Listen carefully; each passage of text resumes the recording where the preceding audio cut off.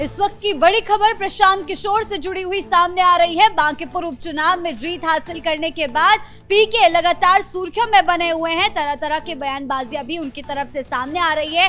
ऐसे में उन्होंने बीजेपी के राष्ट्रीय अध्यक्ष नितिन नवीन की तारीफ की है, जो काफी ज्यादा सुर्खियां बटोर रहा है। आखिर प्रशांत किशोर का आगे क्या रुख होने वाला है और नितिन नवीन की तारीफ करना क्या इसके सियासी मायने लगाए जा रहे हैं, इसी पर ज्यादा जानकारी के साथ मेरे साथ जुड़ रहे हैं मेरे सहयोगी स्वप्निल। सबसे पहले बात करते हैं कि आखिर पीके ने जिस तरीके से नितिन नवीन की तारीफ की, इसके क्या सियासी मायने हैं? क्या पीके का जो तारीफ करना है वो कुछ राजनीतिक संदेश दे रहा है?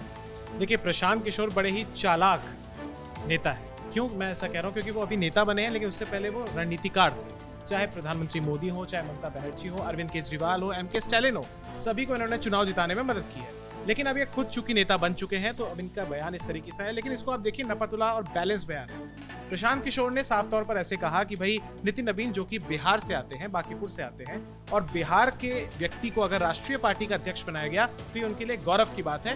प्रशांत किशोर ने ये भी कहा कि भाई जो भी बिहार का झंडा बुलंद करेगा, मैं उसका सम्मान करूंगा। तो एक तरीके से ये एक इमोशनल कार्ड खेलने की बात है, क्योंकि प्रशांत किशोर लगातार बिहारी अस्मिता पर चुनाव लड़ रहे हैं, और एक तरीके से आप इस बयान को ऐसे देख सकते हैं। तो बीजेपी की तारीफ जिस तरीके से की जा रही है, लगातार सुर्खियों में पीके बने हुए हैं, ऐसे में उनके आगे के गठबंधन को लेकर भी सुर्खियां तेज हो गई है कि क्या वो किसी गठबंधन में शामिल होंगे या फिर उनका रुख किसी पार्टी की तरफ झुकेगा। तो क्या बीजेपी की तारीफ करना ये कहीं ना कहीं उसी तरीके के सियासी मायने लगाए जा सकते हैं कि इनडायरेक्टली वो बीजेपी में जाने की कोशिश कर रहे हैं, या फिर एक तरीके से अपनी रणनीति दिखाने की कोशिश कर रहे हैं कि हम अभी किसी गठबंधन में नहीं है, लेकिन हाँ, हम आरजेडी पर भी बरसेंगे और बीजेपी पर भी बरसेंगे। देखिए, प्रशांत किशोर की सीधी बात आप समझिए कि वो आज भले ही जीत गए हैं, लेकिन लगभग मान के चलिए 2-2.5 साल पहले से उन्होंने बिहार भर में अपनी यात्रा शुरू की थी, जन स्वराज यात्रा। और उस पदयात्रा के दौरान उन्होंने एक बात स्पष्ट की थी कि ना वो आरजेडी के साथ हैं, ना ही कांग्रेस जो कि एक साथ है, जाहिर सी बात है, और ना ही बीजेपी के साथ है। उनका कहना है कि जो भी बिहार के पारंपरिक राजनीतिक दल हैं, उनके साथ वो बिल्कुल नहीं है, क्योंकि ये तमाम लोग बिहार की बात नहीं करते। बिहार के लोगों को मजदूरी करने के लिए, कम पैसों में मैनेज करने के लिए, अपना जीवन गुजारा करने के लिए हरियाणा, पंजाब और देश के अन्य हिस्सों में जाना पड़ता है। पीके का सीधा सीधा एजेंडा ये है कि वो किसी भी पार्टी के साथ आज की डेट में, कम से कम आज की डेट में, गठबंधन नहीं करेंगे। और साफ तौर पर उनका ये कहना है कि भाई अपनी विचारधारा और बिहारी अस्मिता और बिहार के लोगों के साथ कोई समझौता वो नहीं करेंगे। एक चीज मैं आपको और बताता हूँ, यहाँ पर प्रशांत किशोर की एक चीज स्पष्ट है कि भाई वो इस समय जनता के उन तमाम मुद्दों से कनेक्ट कर रहे हैं और जनता को भी उनकी बातें पसंद आ रही हैं, इसलिए आज उनका सितारा बुलंदी पर है। लेकिन प्रशांत किशोर जो है वो राजनीतिक रणनीतिकार कहे जाते हैं, तो जिस तरीके से वो हमेशा अपनी चाल चलते हैं, हालांकि पिछले बार विधानसभा चुनाव में उन्हें अच्छा प्रदर्शन नहीं किया था, उन्हें 0 सन्नाटा पर वो बैठ गए थे, लेकिन इस बार जिस तरह माहौल बनता हुआ दिखाई दिया, एक तरफ रुझान हमें देखने को मिले, कई हजार वोटों से वो जीत हासिल की, उन्होंने बीजेपी को उनके गढ़ में हराया है। लेकिन क्या आगे चलकर उनका गठबंधन की ओर रुख हो सकता है, ये बड़ा सवाल है।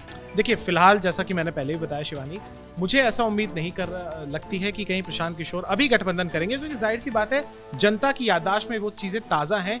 जिन मुद्दों पर आप इन पारंपरिक राजनीतिक दलों को घेर रहे हैं, आप आखिर तत्काल कैसे स्टैंस बदल लेंगे, ये संभव नहीं है। एक चीज मैं और कहना चाहूंगा, जहां तक मुझे लगता है प्रशांत किशोर अभी बांकीपुर तक ही सीमित रहेंगे, क्योंकि उन्होंने अभी हालिया बयान भी दिया कि 3 महीने के भीतर वो बांकीपुर के भीतर करप्शन को, भ्रष्टाचार को खत्म करने की कोशिश करेंगे, और करने का एक तरीके से शपथ उन्होंने ली है। तो मुझे फिलहाल नहीं लगता कि वो गठबंधन करेंगे। लेकिन एक तरफ जहां बीजेपी की तारीफ हो रही है, वहीं प्रशांत किशोर तेजस्वी यादव पर काफी ज्यादा बरसते हुए भी नजर आ रहे हैं। लगातार वो तेजस्वी के खिलाफ बयानबाजी कर रहे हैं। हालांकि पिछले दिनों जब उपचुनाव की तैयारियां चल रही थी, तो तेजस्वी पर कई आरोप लगाए गए कि वो पीके को इनडायरेक्टली समर्थन दे रहे हैं। तो ऐसे में प्रशांत किशोर का तेजस्वी की विदेश यात्रा पर तंज कसना क्या मायने रखता है? देखिए, जैसा कि मैंने शुरुआत में बताया कि प्रशांत किशोर बैलेंसिंग एक्ट कर रहे हैं। वो बीजेपी की भी कभी कभी तारीफ कर दे रहे हैं, बाकी मेजॉरिटी टाइम्स वो आलोचना ही करते हैं। तेजस्वी यादव के संबंध में उन्होंने ये बात कही कि तेजस्वी यादव बिहार के नेता विपक्ष हैं, लेकिन तंज भी कसा कि उनको किसी ने, जनता ने नहीं बोला था कि आप यूरोप चले जाइए चुनाव प्रचार के दौरान।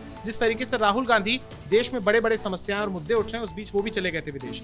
तो उनका एक तरीके से एक सिखलाई भी है, एक तरीके से एक सलाह नसीहत भी है कि तेजस्वी यादव को किसी ने बोला नहीं था विदेश जाएं, वो यहाँ पर रुकते, स्थानीय मुद्दों की बातें करते, बांकीपुर चुनाव पर कंसंट्रेट रहते, तो शायद कुछ चीजें हो सकती थी। लेकिन एक तरीके से वो जो उनसे सवाल किया जा रहा है लगातार, क्या वो विकल्प बनेंगे तेजस्वी यादव का, ये वक्त ही बताएगा। जी, जिस तरीके से आपने विकल्प की बात करी है, मेरा अगला सवाल यही है कि जैसे तेजस्वी यादव विपक्ष के सबसे बड़े नेता है, सबसे बड़े चेहरे हैं, लेकिन जिस तरह से बिहार में अभी उनकी नॉन सीरियसनेस राजनीति के प्रति दिखाई दे रही है कि कभी वो विदेश चले जा रहे हैं, सदन के अंदर मौजूद नहीं रह रहे हैं, ऐसे में प्रशांत किशोर काफी ज्यादा एक्टिव नजर आए हैं। लगातार सरकार को घेरने का भी उन्होंने काम किया है। भरत तिवारी के मुद्दे पर बात करें तो उस पर भी उन्होंने जोर दिया है। जेनजीज के लेकर भी उन्होंने जोर दिया है। सरकार पर दबाव बनाने की कहीं ना कहीं कोशिश की है। तो ऐसे में कहीं प्रशांत किशोर तेजस्वी की कुर्सी ना हथिया ले, क्योंकि नेता विपक्ष का चेहरा भी तेजस्वी है, लेकिन जिस स्पीड से प्रशांत किशोर आगे बढ़ रहे हैं, क्योंकि बांकीपुर में जीत हासिल करना कोई मामूली बात नहीं है, ऐसे में कहीं प्रशांत किशोर तेजस्वी के लिए भी बड़ा झटका साबित नहीं होने वाले हैं। देखिए, जैसा कि मैंने पहले ही बोला कि ये वक्त बताएगा। हालांकि अगर मैं आपसे कहूं तो तेजस्वी यादव की बड़ी विशेष शैली है। उनकी रैलियों में आपको दिखेगा भीड़ बहुत आती है। चुनाव के प्रचार के दौरान 24 में आपने देखा लोकसभा में, 25 में आपने बिहार विधानसभा के दौरान देखा, लेकिन वो भीड़ कन्वर्ट नहीं होती है सीटों पर। वोटिंग परसेंटेज भी अगर आप देखें या सीटों में देखें तो बेहद पीछे और पिछड़ी हुई नजर आती है आरजेडी।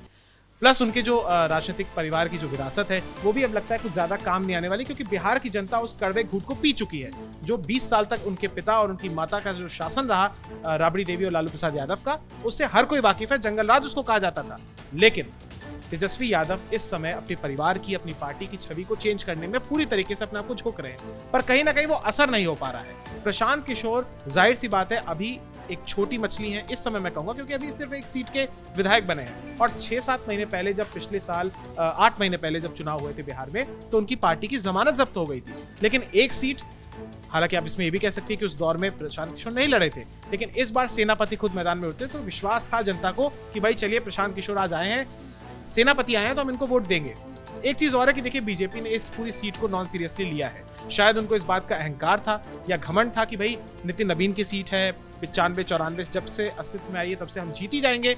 ऐसा हुआ नहीं। तो मुझे अभी फिलहाल लगता है समय ही बताएगा कि प्रशांत किशोर क्या वाकई में विकल्प साबित होते हैं, लेकिन तेजस्वी के लिए खतरे की घंटी जरूर है। जी सर, बहुत बहुत धन्यवाद आपका इन तमाम जानकारियों के लिए। तो कुल मिलाकर जिस तरह से प्रशांत किशोर ने इंटरव्यू के दौरान नितिन नवीन की तारीफ की है, साफ साफ कहा है कि वो बिहार के हैं और इसीलिए उन्हें गर्व है कि वो बीजेपी के राष्ट्रीय अध्यक्ष है। बिहार के युवा जो है वो आगे बढ़ रहे हैं, इस बात पर उन्हें गर्व है। लेकिन साथ ही साथ ये कई राजनीतिक मायने भी निकलते हुए इसके नजर आ रहे हैं, क्योंकि साफ है कि प्रशांत किशोर का झुकाव अभी किसी भी गठबंधन की तरफ नहीं है, लेकिन बीजेपी की तारीफ करना और ऐसे समय में तेजस्वी यादव पर तंज कसना कहीं ना कहीं ये उनकी चुनावी रणनीति का हिस्सा भी हो सकता है। ब्रेकिंग न्यूज में फिलहाल मेरे साथ इतना ही। कैमरा पर्सन रवि आर्य के साथ मैं शिवानी रतूड़ी, कैपिटल टीवी बिहार।